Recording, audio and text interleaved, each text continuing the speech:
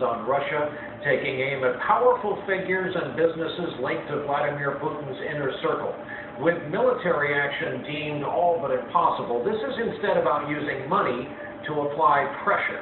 Our report tonight from our chief foreign affairs correspondent, Andrea Mitchell. So far, Russia isn't backing down. Today, pro-Russian strongmen went after supporters of the Kiev government, even allegedly shooting the anti-Russian mayor of Kharkiv in the back. He was injured seriously, but survived. Hit again with sanctions, Vladimir Putin remains defiant. Critics say that's because the U.S. and Europe went relatively light, hitting 7 Russian officials and 17 companies, but not Russia's biggest banks and energy companies, after pressure on European leaders from oil giant BP and other companies with huge investments in Russia.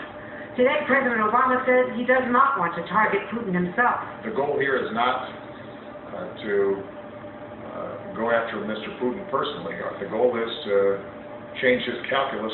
But those sanctions today do include some who could be helping Putin hide his fortune, estimated to be in the billions. Still, Putin has not pulled his troops back from Ukraine's borders. I asked the Treasury Secretary what happens next. What is the trigger point that would trigger tougher sanctions? And would the U.S. move without the European allies if Russia invades? The actions taken today reflect the fact that the situation has gotten considerably more worrisome and troublesome, even though we haven't seen an invasion. So we're taking more and more action. We have many steps we can take. We're prepared to take those steps.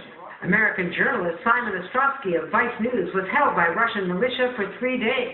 One of them actually had a machete, another guy had a shotgun. They were pointing it at me and saying, let's shoot him here right now.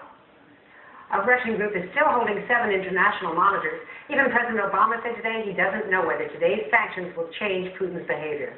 Brian?